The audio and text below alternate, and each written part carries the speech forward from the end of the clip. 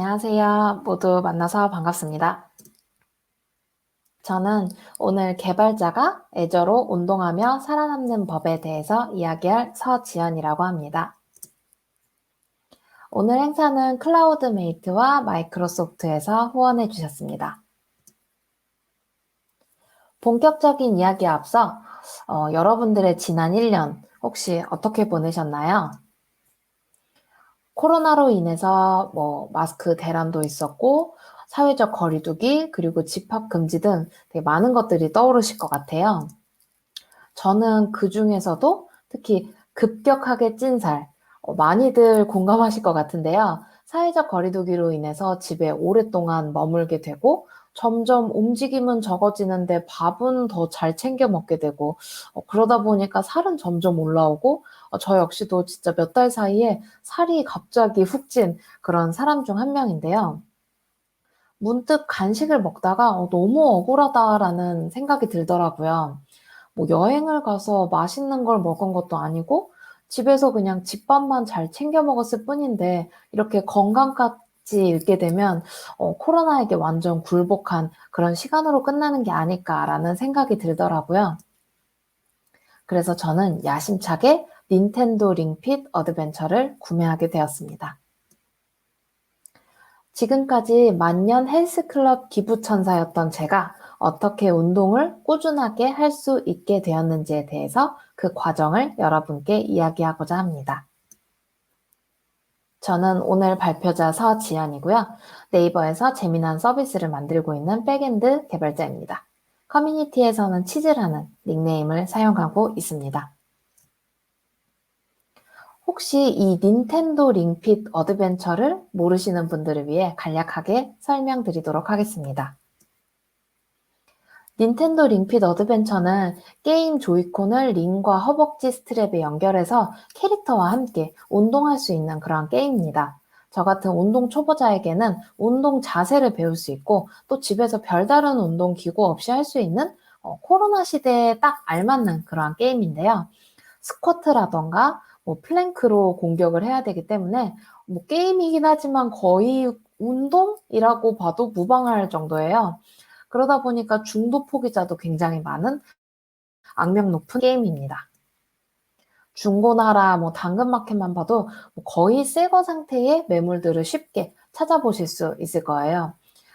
사실 오늘 발표 제목이 굉장히 거창하긴 하지만 사실 저도 운동하는 것을 그렇게 좋아하지 않았던 그런 사람이었는데요.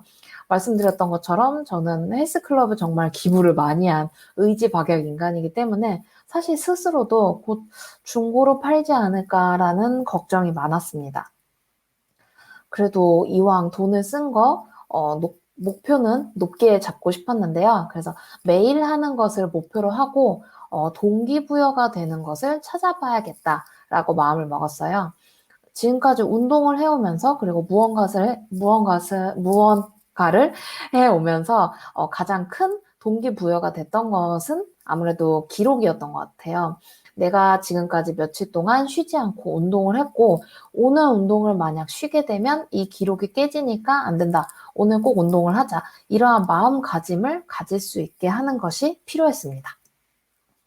또 손을 타게 되면 귀찮아지게 되고 운동까지 안 하게 될 수 있으니까 혼자서도 알아서 기록을 도와줄 자동화할 수 있는 프로젝트를 시작해야 했습니다.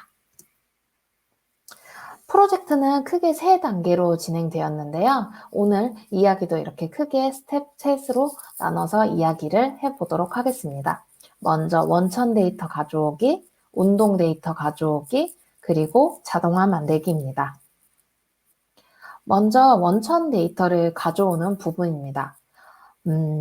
어쨌든 기록을 하려면 데이터를 가져와야 하는데 닌텐도가 쉽지 않은 회사더라고요. 우선 오픈된 API가 없습니다. 한마디로 API로 연동하는 게 불가능했죠. 또 웹에서 크롤링을 하면 좋을 텐데 따로 연동이 되는 웹이 없습니다. 그나마 모바일 앱이 있는데 링핏은 안타깝게도 지원이 되고 있지 않습니다. 그래서 저는 이 운동이 다 끝난 후에 알려주는 결과 화면을 사용하기로 했습니다. 보시는 것과 같이 활동 시간, 소비 칼로리, 그리고 주행 거리를 알려주고 있는데요. 이 데이터도 사실 마찬가지로 가져오는 게 쉽지는 않았어요. 왜냐하면 동일한 이유 때문이었는데요. API도 없고 웹도 없고 모바일 앱에서도 연동이 없었기 때문입니다. 불행 중 다행으로 닌텐도에서는 트위터 혹은 페이스북 계정을 연동해 놓으면 포스팅을 해주는 기능이 있는데요. 이 포스팅을 이용을 하여 데이터를 가져와 보도록 하겠습니다. 먼저 저는 노드를 사용을 해서 프로젝트를 진행을 했고요. 트위터 API를 이용을 해서 제 타임라인에 있는 트윗을 먼저 넉넉하게 가져옵니다. 그 부분이 이제 코드 윗부분이고요. 그 다음에 그 가져온 트윗에서 샵 링핏 어드벤처라는 해시태그가 있는 트윗을 골라오고 그 중에서 오늘의 데이터에 대해서만 필터링을 해왔습니다.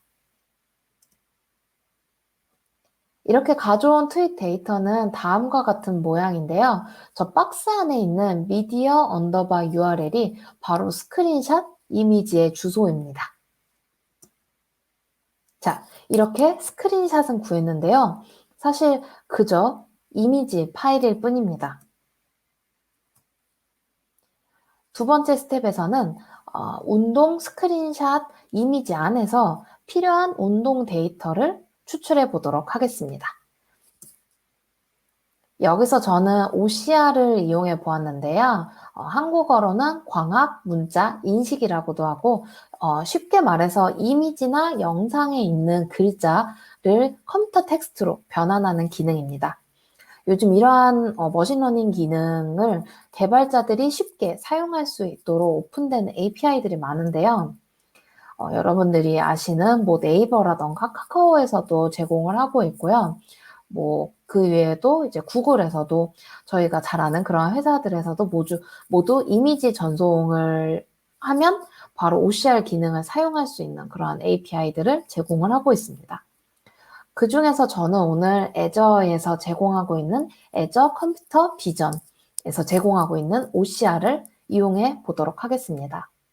애저 OCR 같은 경우에는 총 73개의 언어를 지원하고 있고요. 뭐 그 중에 당연히 한글도 지원하고 있습니다. 애저 컴퓨터 비전에서 좋은 점은 아무래도 초기 비용이 따로 없고요. 또 넉넉하게 월 5,000개의 트랜잭션이 무료이기 때문에 개인적인 이러한 토이 프로젝트로 쓰기 딱 알맞았습니다. 만약 저처럼 노드를 사용한다면 간편히 애저에서 제공하는 npm 패키지를 이용을 해서 쉽게 시작하실 수 있습니다. 다음과 같이 npm 패키지를 설치해 주시고요. 애저 포털에서 발급받은 키와 엔드포인트를 설정값으로 넣어주고 또 이제 더큐멘트로 들어가 보시게 되면 데모 코드가 정말 잘 되어 있어요. 언어별로. 저는 이 중에서 노드로 되어 있는 데모 코드를 복붙해왔습니다. 정말 그대로 복붙을 해와서 넣어주고 앞서서 받아온 운동 결과 스크린샷 이미지를 넣어서 그대로 런을 시키게 되면 오른쪽과 같이 응답값을 받을 수 있습니다. 보시게 되면 라인스 아래에 바운딩 박스와 함께 안에 들어있는 텍스트가 어떤 것들이 들어있는지 그리고 그 안에 워드들이 어떤 것들이 들어있는지를 상세하게 보여주고 있습니다. 사실 이 응답값은 뭐 아까 첫 번째 결과값에도 보셨겠지만 이 화면 전체를 모두 체크해서 가져온 결과값임을 확인할 수 있습니다. 사실 이 중에 대부분은 저희가 알 필요 없는 텍스트들임에도 불구하고 정말 많은 값들이 떨어지는데요. 저는 이 중에서 최대한 제가 원하는 데이터만 뽑아보고 싶었습니다. 사실 가장 좋은 방법은 앞서서 봤던 바운딩 박스를 계산하는 방법이겠지만 저는 이 자동화를 좀 간편하고 빠르게 만들기 위해서 다음과 같이 텍스트 안에서 분, 뭐 칼로리 아니면 킬로미터 등에 대해서 포함한 데이터들만 뽑아오도록 파싱 로직을 작성했습니다. 저 같은 경우에는 이제 스크린샷이 굉장히 정적인 이미지이기도 하고 제가 가져오고 싶은 데이터 이외에는 변함이 없는 부분이기 때문에 이렇게 좀 쉽게 파싱 로직을 작성할 수 있었습니다. 사실 근데 OCR에서 결과값이 아주 정확하게 나오지 않을 수가 있어요. 아무래도 이제 상황에 따라서 그리고 이 머신 그 모델에 따라서 이게 조금 달라질 수 있기 때문에 테스트 이미지를 몇 번 돌려가면서 여러분들이 원하는 값이 잘 나오는지 확인해 볼 필요가 있습니다. 저 같은 경우에는 이상하게 그 시간 쪽이 는으로 나오는 경우가 있어서 이러한 케이스들도 함께 고려해 주었습니다. 이렇게 파싱한 결과를 통해서 오른쪽과 같이 제가 원하는 값만 정리된 제이슨 값을 만들 수 있었습니다. 이렇게 닌텐도에서 이미지를 가져오고 또 그 안에서 운동 텍스트 데이터만 가져오는 것까지 해냈는데 사실 이걸 로컬에서 이렇게 계속 돌릴 순 없잖아요. 그래서 세 번째 스텝으로는 이 과정들을 매일 돌고 데이터를 저장하는 자동화 작업을 진행해 보도록 하겠습니다. 저는 오늘 애저 스택의 예스답 삼형제, 애저 펑션, 코스모스 DB, 그리고 파워 BI를 사용해 보았습니다. 매일 정해진 시간에 돌 배치잡을 먼저 설정해 줘야 되는데요. 여기서 저는 애저 펑션, 그 중에서도 타이머 트리거를 이용해 볼 예정입니다. 뭐 이름에서도 딱 느낌이 오시겠지만 지정된 시간에 트리거가 작동되어서 펑션이 실행될 수 있도록 도와주는 템플릿입니다. 또 저는 오늘 VS 코드 익스텐션을 사용해 보려고 하는데요. 많은 튜토리얼들이 아마 웹 콘솔에서 이렇게 클릭해서 진행하는 것들을 많이 보셨을 텐데요. 저는 이제 VS 코드를 자주 이용하는 편이라서 익스텐션을 이용을 해봤고요. 만약 여러분들도 VS 코드를 메인으로 사용을 하신다면 이 익스텐션 쓰는 것을 한번 추천을 드리고 싶어요. 뭐 앞으로 제가 데모를 보여드리도록 하겠지만 개인적으로는 웹보다 조금 더 편하고 체감상으로는 살짝 더 빠른 것 같더라고요. 익스텐션을 설치하시게 되면 다음과 같이 사이드바에 새로운 버튼이 생긴 것을 확인하실 수 있습니다. 이 버튼을 클릭하게 되면 애저 포탈과 미리 연결된 그 계정의 구독 정보라던가 사용하고 있는 리소스들에서 정리된 그런 리스트들을 보실 수 있습니다. 우측 상단에 보게 되면 번개 모양 플러스 작은 버튼을 누르면 이게 바로 새로운 펑션을 만드는 버튼이고요. 어떤 랭귀지를 사용을 할 건지 선택, 그리고 저는 말씀드린 것처럼 타이머 트리거를 선택해 주었고요. 그리고 이 펑션 네임을 이름을 지정해 줄 수 있습니다. 저는 요거를 이제 애저 링핏 엑서사이즈 로그로 이름을 주었고요. 다음에는 이제 크론 탭으로 이제 설정을 해주면 됩니다. 우선 저는 여기서 기본으로 그냥 엔터를 쳐줬고 이 다음에는 기본 코드가 다 들어가 있어서 바로 실행을 해주면 됩니다. 크론 탭에서 바로 넘어갔던 부분을 스케줄을 고쳐줄 수도 있는데요. 앞서서 조금 빠르게 지나가기는 했지만 저는 밤 11시에 밤 11시에 이 펑션이 실행됐으면 했는데요. 보시면 아시겠지만 제가 14시로 이렇게 설정을 해놨는데 이것은 이제 UTC 기준이기 때문에 크론 탭이 설정 값에서 플러스 9시간을 더한 값이 한국 시간이라고 생각하시면 될 것 같습니다. 그래서 14시로 설정을 하게 되면 밤 11시, 즉 23시에 실행되는 펑션이라고 생각을 해주시면 될 것 같습니다. 이렇게 설정을 마친 다음에 다시 이제 펑션 익스텐션으로 돌아오게 되면 우측 상단에 여기 제 로컬 프로젝트 안에 펑션이 들어간 것을 확인하실 수 있고 우측 상단에 업로드 버튼이 있는데요. 요거까지 클릭을 해주게 되면 어디에 어느 펑션 앱에 올릴 것인지 설정을 해주고,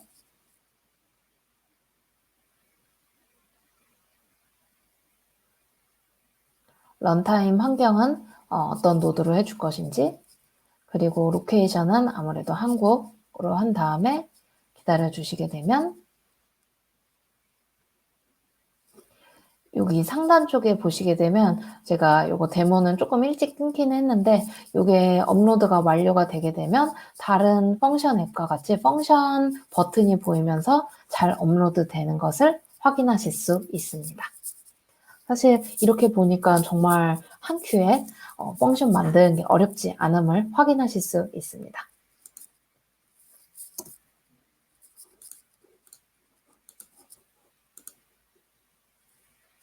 데이터까지 뽑아왔겠다. 이제는 저장할 곳이 필요한데요. 저는 여기서 코스모스 DB를 사용할 예정입니다.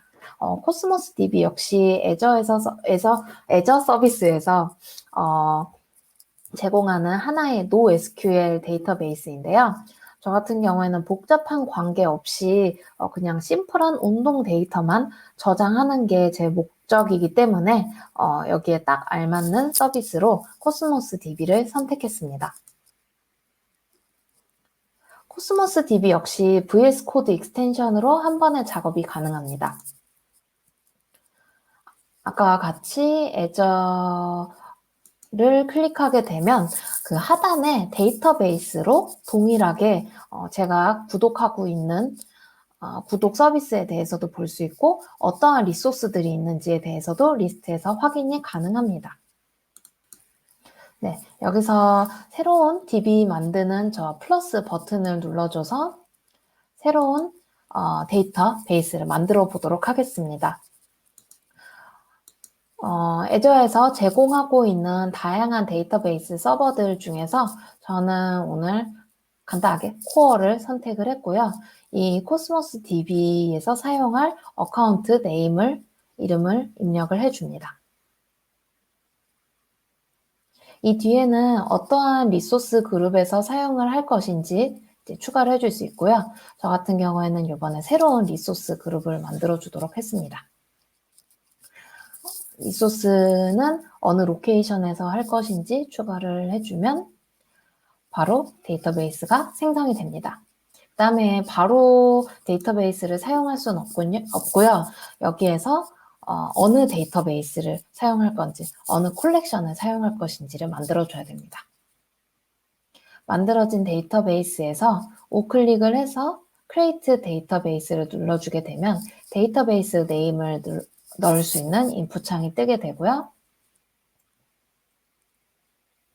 그리고 만들어진 데이터베이스에서 우클릭을 해서 콜렉션을 새로 생성을 해주게 됩니다. 그렇게 되면 나중에 이 콜렉션에 데이터를 넣어주게 되는데요. 여기까지 해주고 나머지는 다 디폴트 값으로 우선은 넘어가 보도록 하겠습니다. 여기서 바로 사용을 할 수가 없어요. 이제 여기 데이터베이스를 다 만든 것을 펑션에다가 연결을 해야 되는데요. 저희는 여기서 그 연결을 바인딩이라고 합니다. 그래서 그 동일 화면에서 저희 펑션 로컬에 있는 펑션을 우클릭을 해주게 되면 add binding이라는 것이 보입니다. add binding을 해주고 이 중에서 이제 밖으로 나가야 되는 거기 때문에 디렉션을 아웃으로 해주고 아웃풋 더큐멘트로 해준다라고 해주고 제가 요거는 이렇게 주민이 제대로 안 되는데 자세히 보시게 되면 이제 제가 만들었던 이 데이터베이스를 연결해 주기 위해서 동일한 이름을 넣어주게 됩니다.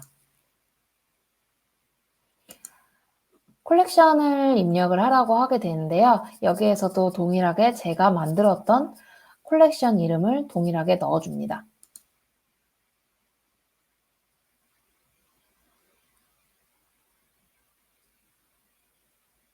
그 다음에 없는 경우에는 새로 생성해주겠다, true로 해주고 여기서 제가 새로 만든 요 DB 어카운트와 연결하기 위해서 새로 데이터베이스 어카운트를 연결을 마지막으로 해주면 됩니다. 그러면 다음과 같이 이제 function.js의 아웃 쪽에 코스모스 DB로 제가 연결해 놓은 요 부분이 이제 DB 어카운트이고요. 데이터베이스 컬렉션 네임이 잘 바인딩 된 모습을 보실 수 있습니다.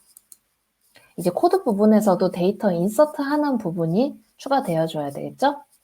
그래서 다시 index.js로 돌아가게 됩니다. 아이고, 요거 먼저. 네. 아웃풋 도큐먼트를 먼저 보여주고, index.js에서 저희가 앞부분 데이터를 이미 다 가져왔다고 가정을 한 다음에 컨텍스트에서 bindings 그리고 저희가 아웃풋 도큐멘트로 이름을 준 곳에다가 이러한 데이터를 넣어주겠다라고 생각을 하시면 될 것 같습니다. 그래서 name에 아웃풋 도큐멘트 이름을 그대로 복사해주고 넣어주고 싶은 데이터를 JSON 모양으로 그대로 넣어주게 되면 끝입니다. 여기까지가 이제 코드의 이제 코드가 모두 마무리된 모습을 볼 수 있습니다. 근데 사실 여기서 그대로 끝나면 안 되고요. 저희는 이 부분을 로컬 세팅 제이슨에 되어 있는데요. 요거를 나중에는 이제 포털에 들어가서 도큐먼트 DB가 어디에 연결되어 있는지까지 세팅을 한꺼번에 해 주어야 됩니다. 그래서 보시게 되면 로컬 세팅 제이슨 저희가 그 바인딩 부분에서 맨 마지막에 해주었던 부분이 이제 어카운트 엔드 포인트는 띠리리리리 하면서 저 부분이 연결된 설정 파일을 보실 수 있으세요. 이거를 이제 복사를 해주시고 애저 포탈로 들어가게 되면 이러한 애저 환경 부분이 있고 설정에서 구성으로 들어가시게 되면 아까 로컬 세팅에서 봤던 다른 설정값들이 많이 보입니다. 여기에서 설정값 하나를 더 추가해 주도록 하겠습니다. 아까 동일하게 애저 부트캠프 링핏 다큐멘트 DB에 값이었던 어카운트 엔드포인트를 추가해서 저장해주면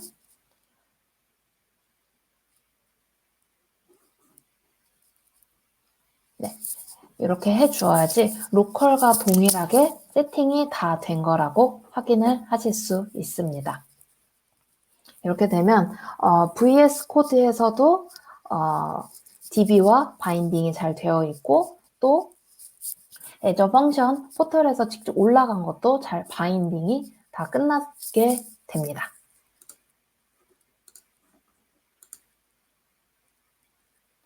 여기까지 이제 코드를 실제로 돌아가고 또 그 코드를 통해서 모든 작업된 데이터가 DB에 쌓는 것까지 완료를 했는데요. 사실 데이터를 쌓기만 하면 의미가 없겠죠. 잘 쌓은 데이터를 잘 보여주어야 진짜 내가 운동을 했구나 라고 느낄 수 있을 것 같아요.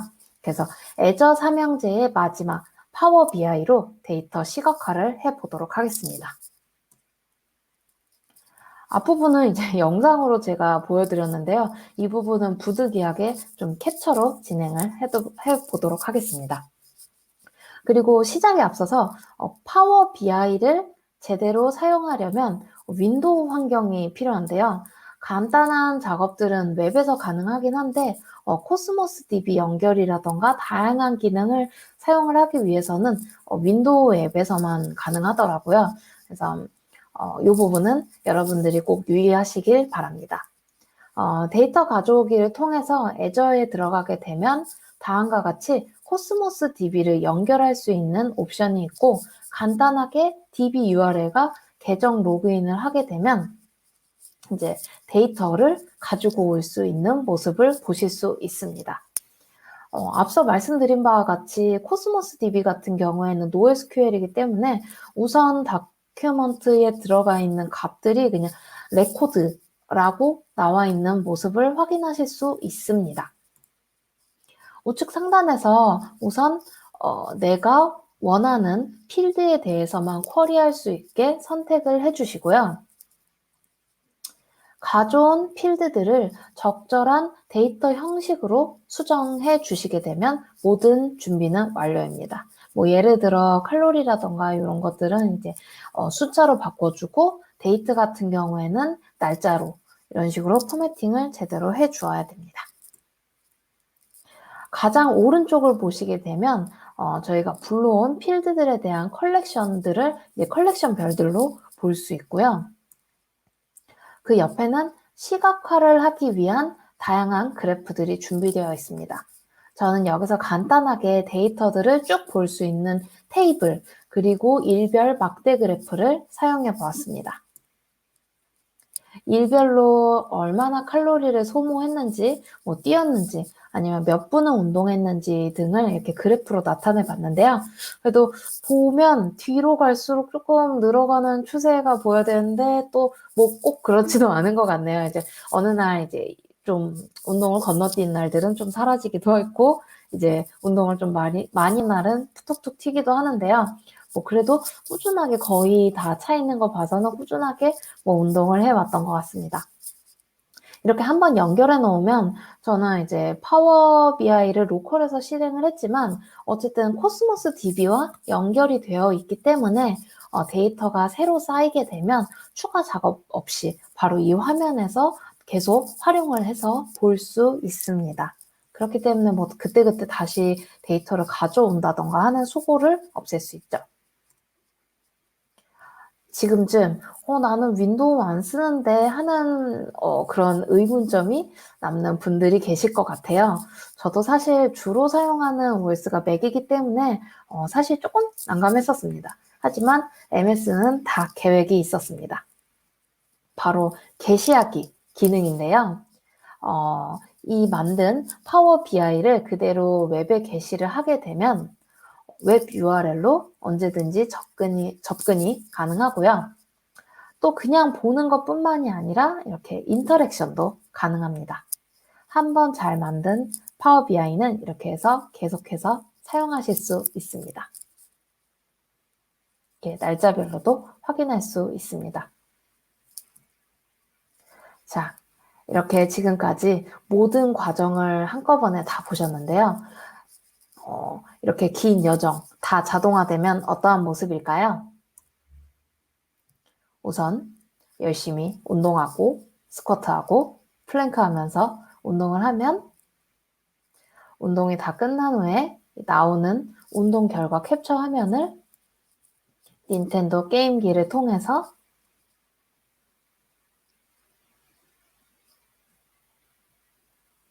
트위터에 올려줍니다. 이 트위터에 올라온 트윗은 특정 시간에 애저 펑션에서 읽히게 될 거고요. 그 안에 들어간 또 필터링된 트윗 내 이미지는 애저 OCR을 통해서 데이터를 뽑아오게 됩니다. 여기서 뽑아오게 되면 뭐 날짜라던가 운동, 칼로리, 디스턴스, 뭐 얼마나 운동을 했는지 타임 등이 이제 뽑히게 될 거고요. 그 데이터들은 코스모스 DB에 저장되어서 마지막으로 다음과 같이 파워 BI에서 시각화함으로써 이 모든 자동화 과정이 진행이 되게 됩니다. 이렇게 운동을 하다 보면 몸짱이 되는 건 시간 문제겠죠? 근데 정말 제가 이걸 진행해 보니까 정말 시간 문제더라고요. 정말 시간이 엄청 오래 걸려요. 그게 정말 큰 문제더라고요. 저는 이 자동화를 만들고 오늘까지 234일째, 꽤 됐네요. 운동 중이고 이렇게 했는데도 아직도 근육이 없습니다. 그래도 전보다 더 좋은 자세로 앉아 있을 수 있게 되었고 허리 근육도 좀 생기게 된 것 같고 조금 더 끈질기게 버그를 팔 수 있는 체력이 생기게 된 것 같습니다. 모두 코로나 때문에 정말 힘든 시기를 겪고 있지만 이렇게 운동하고 애저를 열심히 공부하다 보면 이 시간이 금방 지나가지 않을까 싶습니다. 제가 이 애저 스택을 사용을 하면서 가장 재밌었던 부분은 이거였던 것 같아요. 대부분들의 컴포넌트들이 이제 레고의 듀플로처럼 진짜 그 성인 레고도 아닌 아이들을 위한 듀플로처럼 정말 쉽게 사용할 수 있도록 잘 나뉘어져 있어서 내가 필요한 부분들만 딱딱 가져다가 쓰면 되는 그러한 느낌을 많이 받았거든요. 그래서 오늘 제가 필요했던 로직은 사실 배치잡 단 하나였어요. 근데 만약 제가 이거를 VM에다가 띄운다라고 생각을 했을 때는 정말 바닥부터 다 했어야 됐을 거예요. 뭐 VM 하나 받고 이제 노드로 했으니까 노드 깔고 뭐 모니터링, 헬스 체크, 뭐 로깅 등등 정말 신경 써야 됐던 게 되게 많았을 거예요.